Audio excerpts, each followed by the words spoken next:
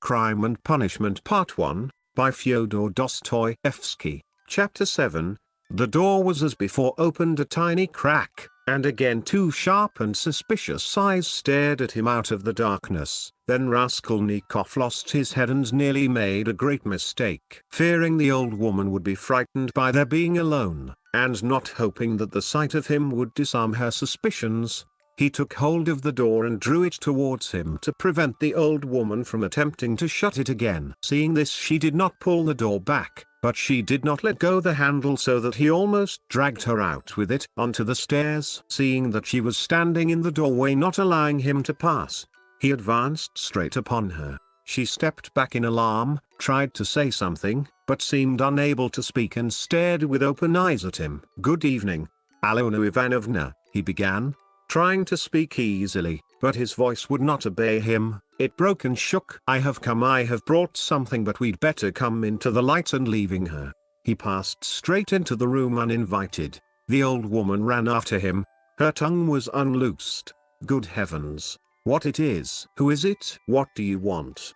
"Why, Alona Ivanovna, you know me, Raskolnikov here. I brought you the pledge I promised the other day." And he held out the pledge. The old woman glanced for a moment at the pledge, but at once stared in the eyes of her uninvited visitor. She looked intently, maliciously and mistrustfully. A minute passed. He even fancied something like a sneer in her eyes, as though she had already guessed everything. He felt that he was losing his head, that he was almost frightened, so frightened that if she were to look like that and not say a word for another half-minute, he thought he would have run away from her. "Why do you look at me as though you did not know me?"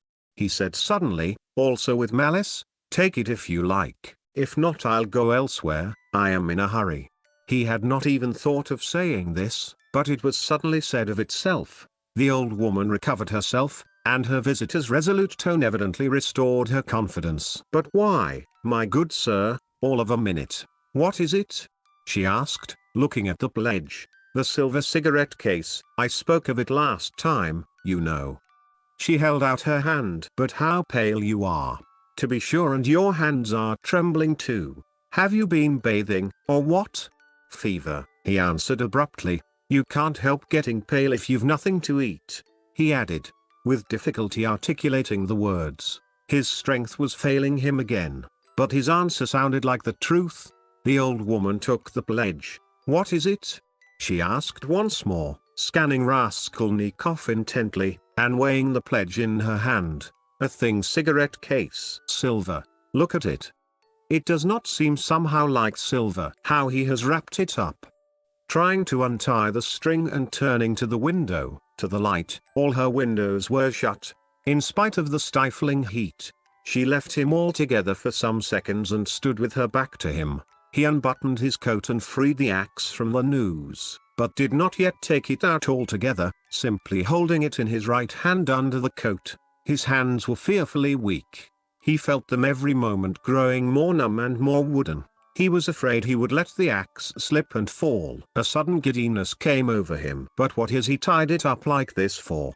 the old woman cried with vexation and moved towards him. He had not a minute more to lose. He pulled the axe quite out, swung it with both arms, scarcely conscious of himself, and almost without effort, almost mechanically, brought the blunt side down on her head. He seemed not to use his own strength in this, but as soon as he had once brought the axe down, his strength returned to him. The old woman was as always bareheaded.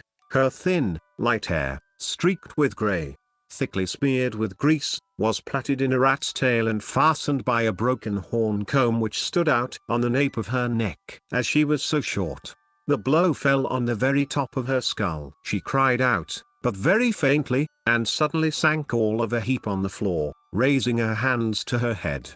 In one hand she still held a pledge.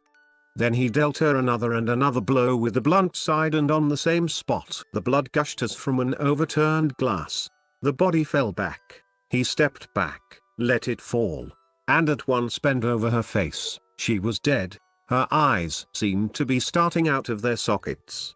The brow and the whole face were drawn and contorted convulsively. He laid the axe on the ground near the dead body and felt at once in her pocket, trying to avoid the streaming body, the same right-hand pocket from which she had taken the key on his last visit.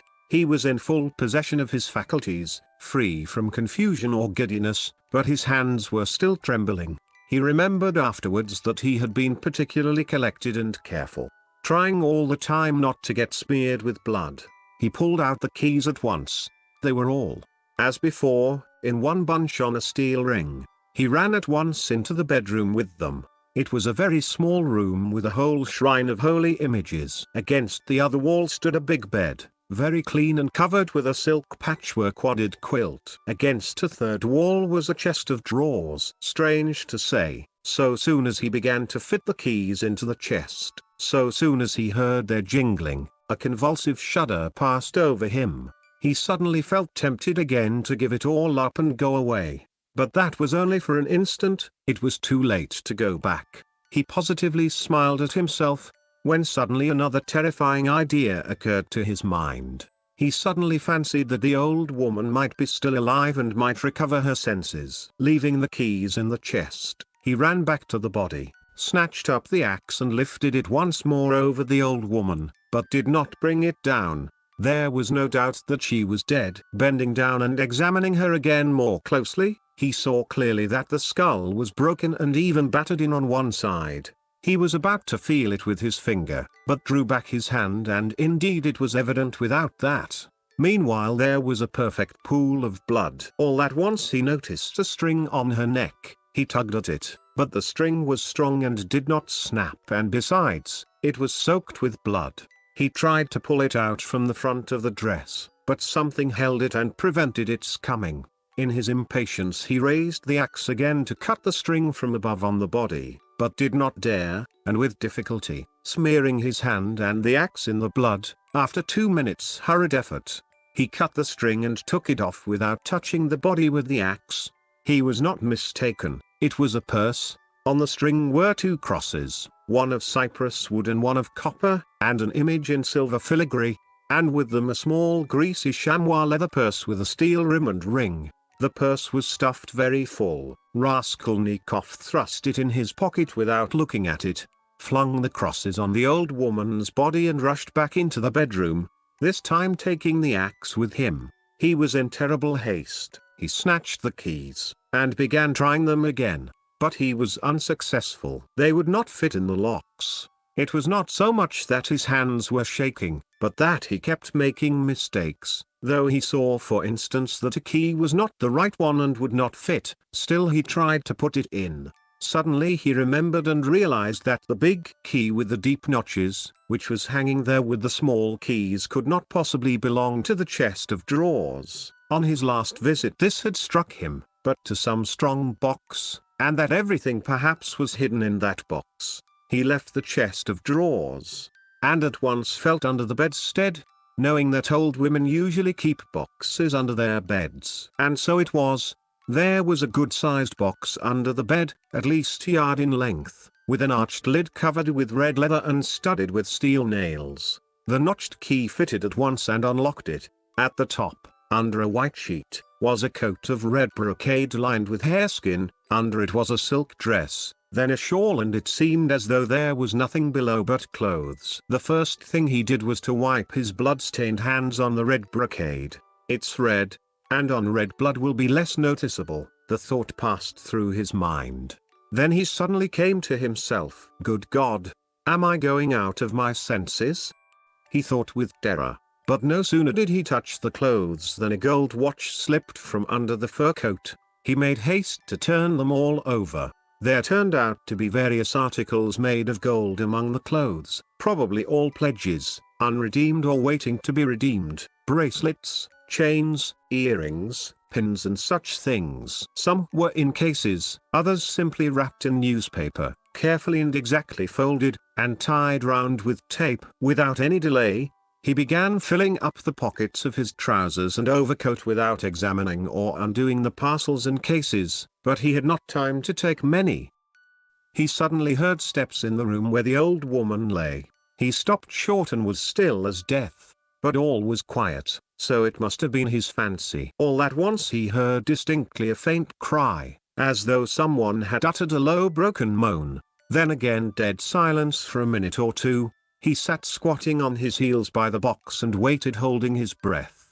Suddenly he jumped up, seized the axe and ran out of the bedroom. In the middle of the room stood Lizaveta with a big bundle in her arms. She was gazing in stupefaction at her murdered sister, white as a sheet and seeming not to have the strength to cry out. Seeing him run out of the bedroom, she began faintly quivering all over, like a leaf. A shudder ran down her face. She lifted her hand, opened her mouth, but still did not scream. She began slowly backing away from him into the corner, staring intently, persistently at him, but still uttered no sound, as though she could not get breath to scream.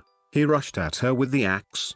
Her mouth twitched piteously, as one sees babies' mouths, when they begin to be frightened, stare intently at what frightens them and are on the point of screaming. And this hapless Lizaveta was so simple and had been so thoroughly crushed and scared that she did not even raise a hand to guard her face, though that was the most necessary and natural action at the moment, for the axe was raised over her face. She only put up her empty left hand, but not to her face, slowly holding it out before her as though motioning him away. The axe fell with the sharp edge just on the skull and split at one blow all the top of the head. She fell heavily at once. Raskolnikov completely lost his head. Snatching up her bundle, dropped it again and ran into the entry. Fear gained more and more mastery over him, especially after this second, quite unexpected murder. He longed to run away from the place as fast as possible. And if at that moment he had been capable of seeing and reasoning more correctly, if he had been able to realize all the difficulties of his position, the hopelessness, the hideousness and the absurdity of it, if he could have understood how many obstacles and, perhaps, crimes he had still to overcome or to commit, to get out of that place and to make his way home, it is very possible that he would have flung up everything, and would have gone to give himself up, and not from fear, but from simple horror and loathing of what he had done. The feeling of loathing especially surged up within him and grew stronger every minute. He would not now have gone to the box or even into the room for anything in the world, but a sort of blankness, even dreaminess, had begun by degrees to take possession of him. At moments he forgot himself, or rather, forgot what was of importance, and caught at trifles. Glancing, however, into the kitchen and seeing a bucket half full of water on a bench, he bethought him of washing his hands and the axe. His hands were sticky with blood. He dropped the axe with the blade in the water, snatched a piece of soap that lay in a broken saucer on the window, and began washing his hands in the bucket. When they were clean, he took out the axe, washed the blade and spent a long time, about 3 minutes, washing the wood where there were spots of blood, rubbing them with soap. Then he wiped it all with some linen that was hanging to dry on the line in the kitchen, and then he was a long while attentively examining the axe at the window. There was no trace left on it, only the wood was still damp. He carefully hung the axe in the noose under his coat. Then, as far as was possible, in the dim light in the kitchen, he looked over his overcoat, his trousers and his boots. At the first glance there seemed to be nothing but stains on the boots. He wetted the rag and rubbed the boots, but he knew he was not looking thoroughly, that there might be something quite noticeable that he was overlooking. He stood in the middle of the room, lost in thought. Dark agonizing ideas rose in his mind. The idea that he was mad and that at that moment he was incapable of reasoning, of protecting himself, that he ought perhaps to be doing something utterly different from what he was now doing. Good God! He muttered, I must fly, fly, and he rushed into the entry. But here a shock of terror awaited him such as he had never known before. He stood and gazed and could not believe his eyes. The door, the outer door from the stairs, at which he had not long before waited and rung, was standing unfastened and at least 6 inches open. No lock, no bolt. All the time, the old woman had not shut it after him, perhaps as a precaution, but, good God, why? He had seen Lizaveta afterwards. And how could he have failed to reflect that she must have come in somehow? She could not have come through the wall. He dashed to the door and fastened the latch, but no. The wrong thing again. I must get away. Get away. He unfastened the latch, opened the door and began listening on the staircase. He listened a long time. Somewhere far away, it might be in the gateway, two voices were loudly and shrilly shouting, quarreling and scolding. What are they about? He waited patiently. At last all was still, as though suddenly cut off. They had separated. He was meaning to go out, but suddenly, on the floor below, a door was noisily opened and someone began going downstairs humming a tune. How is it they all make such a noise? Flashed through his mind. Once more he closed the door and waited. At last all was still, not a soul stirring. He was just taking a step towards the stairs when he heard fresh footsteps. The steps sounded very far off, at the very bottom of the stairs.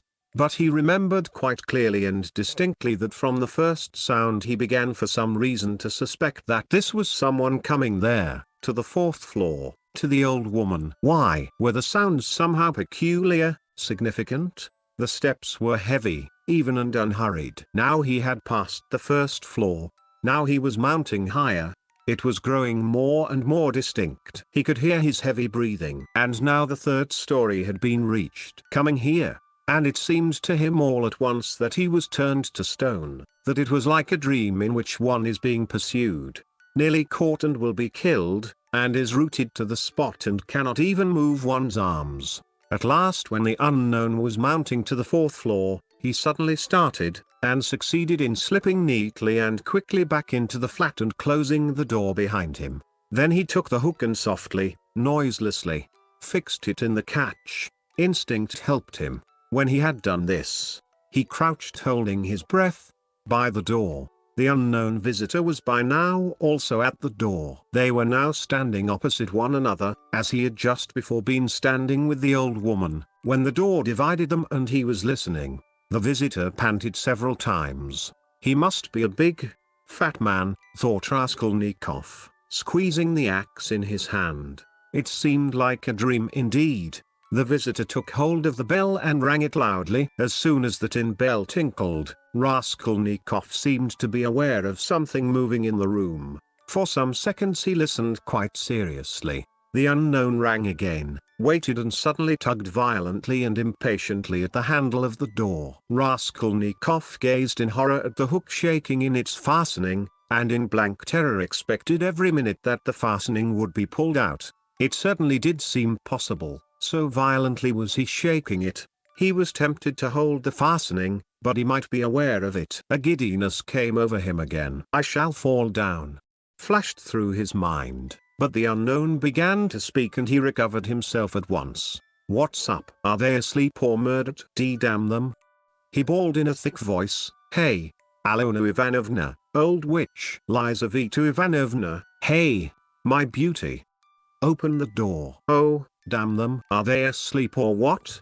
And again, enraged, he tugged with all his might a dozen times at the bell. He must certainly be a man of authority and an intimate acquaintance. At this moment light hurried steps were heard not far off. On the stairs someone else was approaching. Raskolnikov had not heard them at first. You don't say there's no one at home, the newcomer cried in a cheerful, ringing voice, addressing the first visitor, who still went on pulling the bell. Good evening, Koch.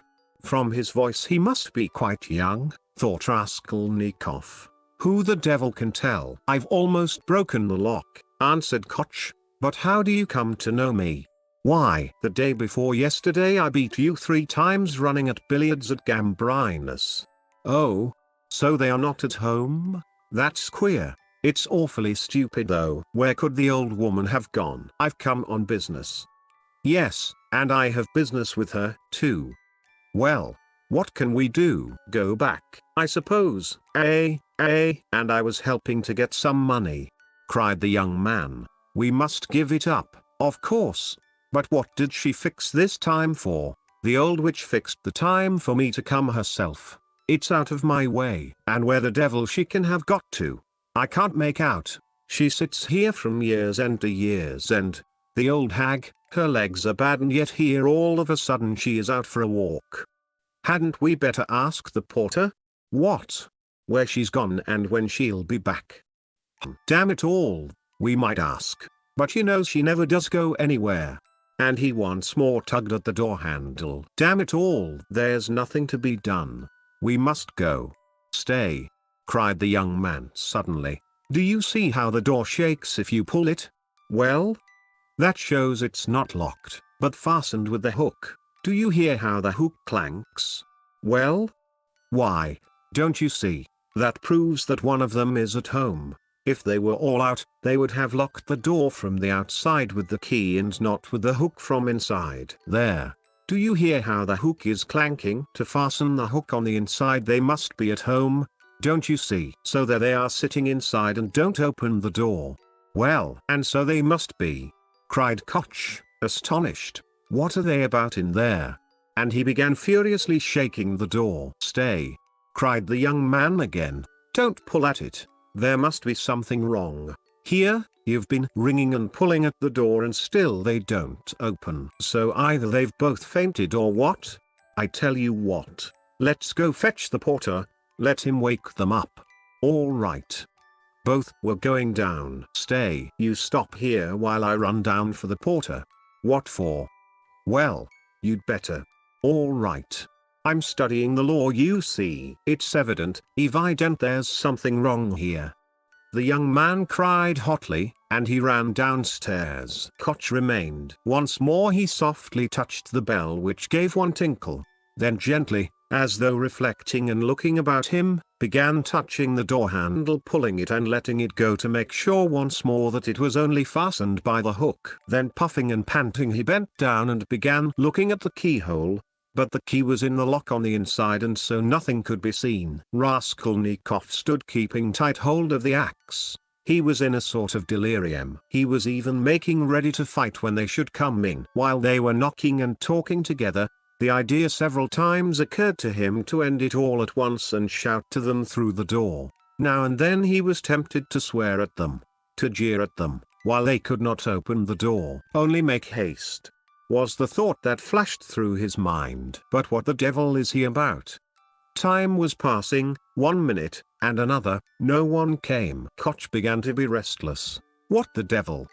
He cried suddenly and in impatience, deserting his sentry duty. He, too, went down, hurrying and thumping with his heavy boots on the stairs. The steps died away. Good heavens, what am I to do? Raskolnikov unfastened the hook, opened the door. There was no sound. Abruptly, without any thought at all, he went out, closing the door as thoroughly as he could, and went downstairs. He had gone down 3 flights when he suddenly heard a loud voice below. Where could he go? There was nowhere to hide. He was just going back to the flat. Hey there, catch the brute! Somebody dashed out of a flat below, shouting, and rather fell than ran down the stairs, bawling at the top of his voice. Mitka, Mitka, Mitka, Mitka, Mitka, blast him. The shout ended in a shriek.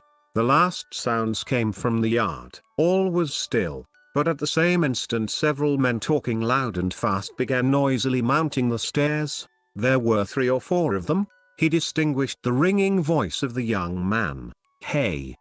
Filled with despair he went straight to meet them, feeling come what must. If they stopped him, all was lost. If they let him pass, all was lost too. They would remember him. They were approaching. They were only a flight from him, and suddenly deliverance. A few steps from him on the right, there was an empty flat with the door wide open, the flat on the 2nd floor where the painters had been at work, and which, as though for his benefit, they had just left. It was they, no doubt, who had just run down, shouting. The floor had only just been painted. In the middle of the room stood a pail and a broken pot with paint and brushes. In one instant he had whisked in at the open door and hidden behind the wall, and only in the nick of time, they had already reached the landing. Then they turned and went on up to the 4th floor, talking loudly. He waited, went out on tiptoe and ran down the stairs. No one was on the stairs, nor in the gateway. He passed quickly through the gateway and turned to the left in the street. He knew perfectly well that at that moment they were at the flat, but they were greatly astonished at finding it unlocked. As the door had just been fastened, that by now they were looking at the bodies, that before another minute had passed they would guess and completely realize that the murderer had just been there, and had succeeded in hiding somewhere, slipping by them and escaping. They would guess most likely that he had been in the empty flat, while they were going upstairs. And meanwhile he dared not quicken his pace much, though the next turning was still nearly 100 yards away. Should he slip through some gateway and wait somewhere in an unknown street? No, hopeless. Should he fling away the axe? Should he take a cab? Hopeless, hopeless.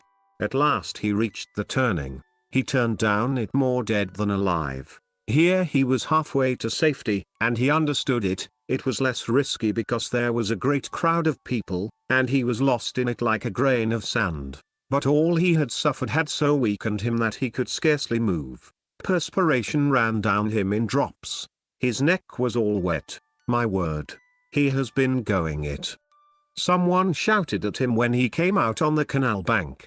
He was only dimly conscious of himself now, and the farther he went the worse it was. He remembered, however, that on coming out onto the canal bank, he was alarmed at finding few people there and so being more conspicuous, and he had thought of turning back. Though he was almost falling from fatigue, he went a long way round so as to get home from quite a different direction. He was not fully conscious when he passed through the gateway of his house. He was already on the staircase before he recollected the axe. And yet he had a very grave problem before him.